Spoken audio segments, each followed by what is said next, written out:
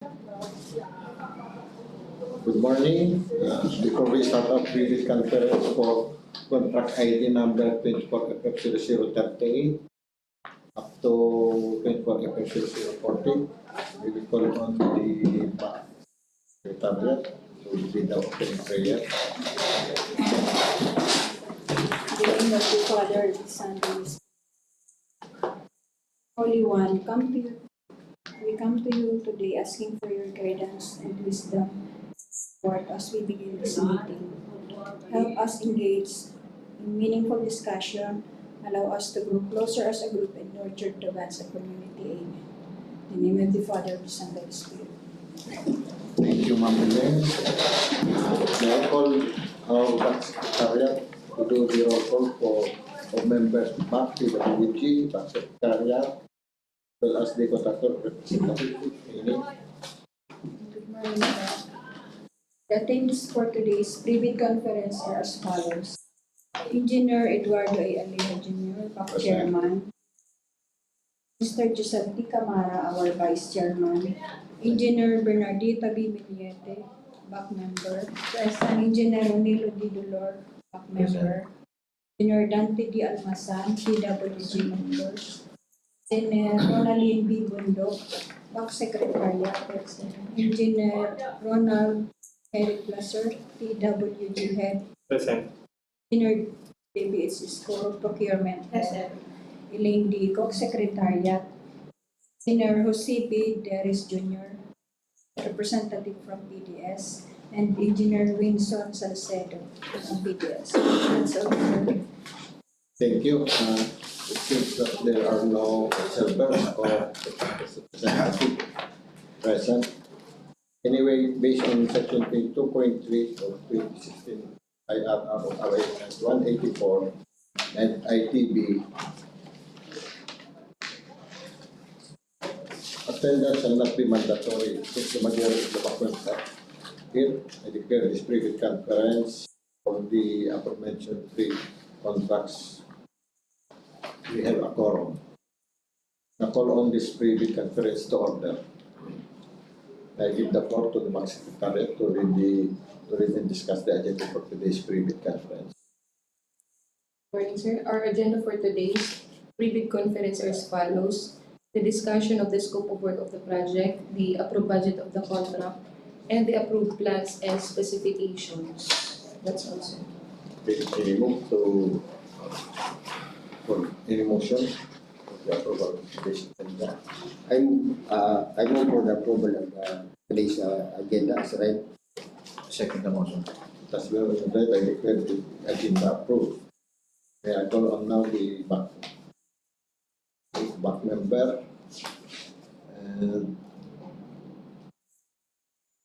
to enumerate the basic contract date of the project. Mr. Chair, we don't need to enumerate any longer the data because they have been already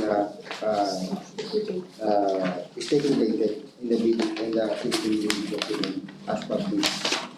Taking into account the numerous pages that we have to go through on every detail as stated in the said document. So now up to the prospective bidders to access the DPWH website as well as the PDFs and to read those data as enumerated in the said document, and they can just simply make a representation or inquiry before this committee through a letter for clarification, Mr. Chair. Okay.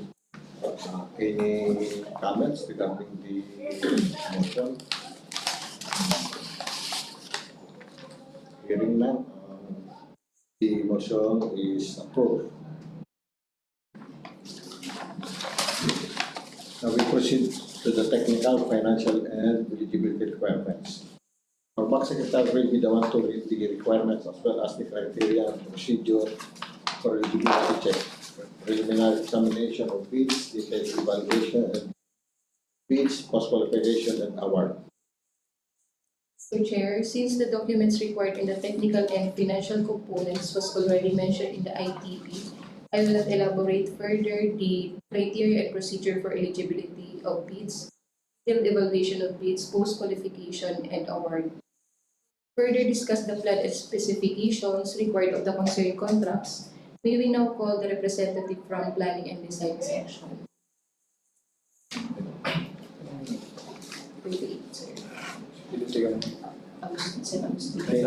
Please discuss the plan specification required concerning the three contracts. Okay. I will discuss the 24FF0038. The approved budget for the contract is 4,949,996 and 64 centavos. Please mention contract title. The title of this project is BIP Flood Mitigation Structures Protecting Major Strategic Public Buildings / Facilities, Construction of Flood Mitigation Structures located at Barangay San Agustin, Pili, Camarines Sur.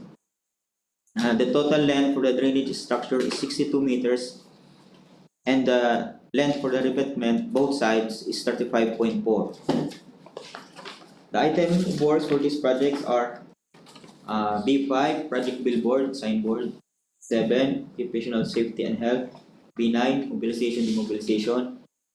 And under Part C, under Earthwork is 1700, Cleaning and Grabbing. 1702, Structure Excavation. 1702, 4B, Shoring, Cribbing, Drain, Excavation. 1704, Gravel Fill. 801, Removal of Structure and Obstruction. 804, Embankment from Roadway and Structure Excavation. Under Part G, Drainage and Slope Protection Structures, we have 409, Welded Structural Steel. 902, Reinforcing Steel. 901, Structural Concrete. 1710, Grounded Riprap. 1712, Concrete Slope Protection. 1718, Pipe Culvert. 610mm diameter.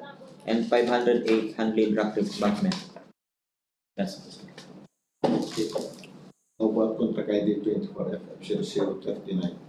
For the contract ID 24FF0039 with the title of 401 Asset Preservation Program, Preventive Maintenance Secondary Roads, Pili Tigaon Albay Boundary Road, K0457 plus 000 to 457 plus 054, K0457 plus 85 to K0459 plus 323, and K0459,355.13 to K0460 plus 95.4.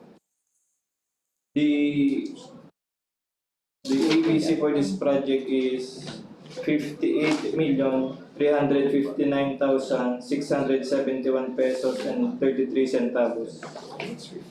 The calendar days, the contract duration for the project is 141 calendar days with a net length of 6.09 lane kilometer. The included scope of works for these projects are as follows. For Part A, provision of field office for the engineer rental basis. For Part B, project billboard, signboard, occupational safety and health program, traffic management, mobilization, demobilization. For Part C, removal of structures and obstruction, 2028 TIC PCCP. Surplus common excavation, subgrade preparation. And for Part D, aggregate sub-base course. For Part E, emulsified asphalt, bituminous seed coat, RC cutback, grade 70. Bituminous concrete surface binder course, hot laid, 50 mm. And Portland cement concrete pavement, unreinforced, 0.28 meter thick, 14 days. For the miscellaneous structures, we have reflectorized thermoplastic pavement markings white and reflectorized thermoplastic pavement markings yellow. That's all for 24FF0039. Thank you again, sir. For contract ID 24FF0040. Thank you, sir. Good morning po. For contract ID 24FF0040. Project 9, retrofitting, strengthening of permanent bridges along National Road, Pili Diversion, Bridge 3, along Pili Diversion Road, Pili Camarines Sur. Appropriation 60 million. Source of fund, GAA FY 2024. Project duration 104 calendar days. The length of the bridge is 39.97. The project